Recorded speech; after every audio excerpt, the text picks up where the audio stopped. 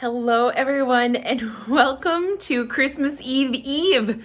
It is day 23 of Vlogmas. We are almost done. So sad. And yet I will have a little bit more free time once we are done with Vlogmas to enjoy more of Christmas. But first things first, let's talk about Christmas breakfast. So if you're like me, there's a lot going on in the morning and I never want to get up and be preparing. I would rather have something that I can make ahead the night before, whether it be in the slow cooker or something that I have in the fridge that I can just pop in the oven and we can enjoy the next morning while we're unwrapping gifts. So today I'm going to show you a few recipes that I really enjoy having for breakfast in the morning, some make ahead things that'll be quick and simple. Before we get started, don't forget to hit like and subscribe below and let's get going.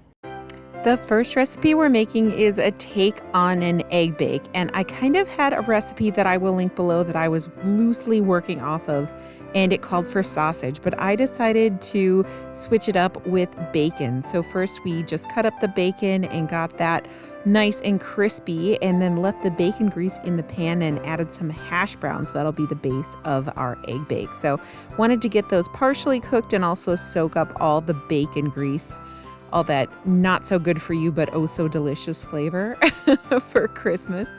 And then while the bacon bits were still hot, I added them to a brick of cream cheese, and it didn't necessarily need to be hot, but I didn't have a lot of time to get my cream cheese softened up, so I thought the warm bacon would help that, and I just kind of got that mixed together for one of the layers in the egg bake.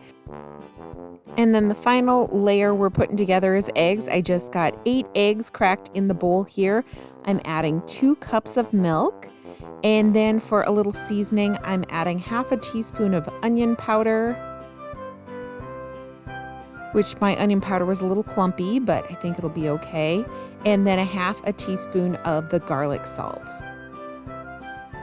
And you could use garlic powder too, but I like it a little saltier, so I added salt and pepper on top of the garlic salt before getting it all whisked together.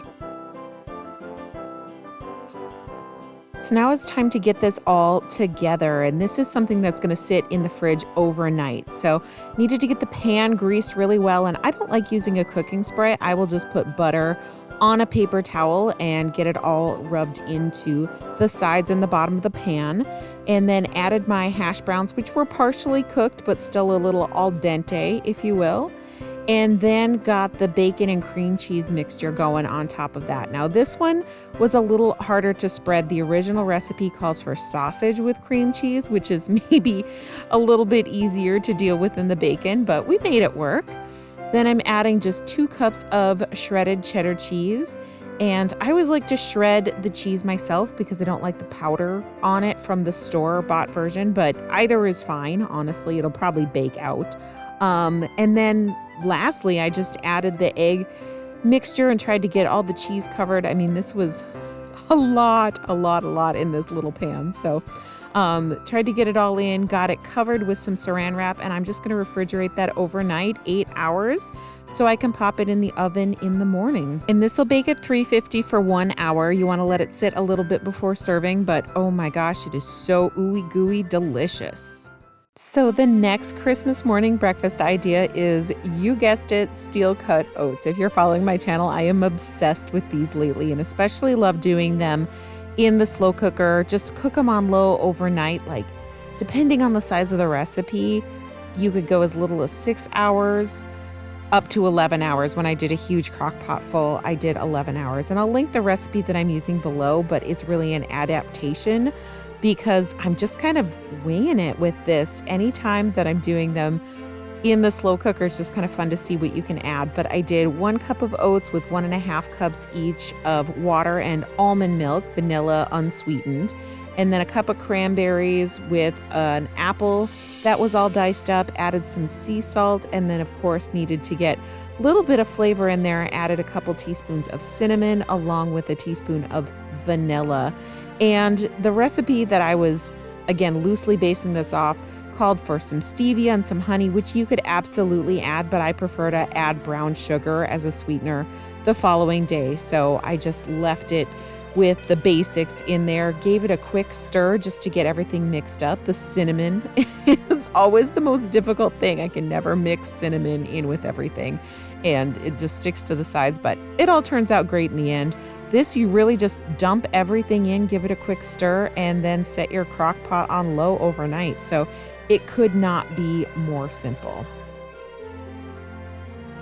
And in the morning, oh my goodness, everything just looks great and steamy and delicious. The house was smelling amazing, and it might not look pretty. You can see it's a little watery, but just give it a quick stir and I promise it all comes together, and it is a really yummy breakfast and a healthier choice.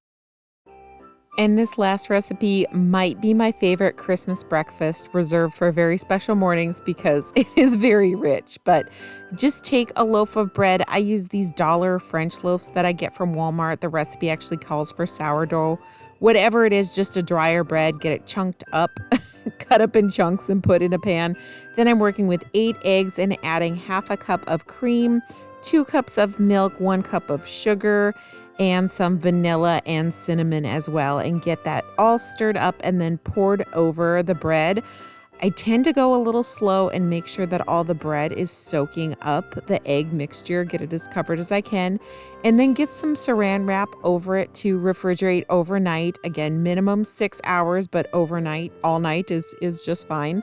I'm cutting up my butter using my favorite knife. If I can find this, I'll link it below. It's a cheese knife, but it works so great for cutting cheese, butter, anything you need, because we've got the casserole in the fridge and now we just need to make a streusel topping. So I've cut up a stick of butter, adding half a cup of flour and half a cup of brown sugar.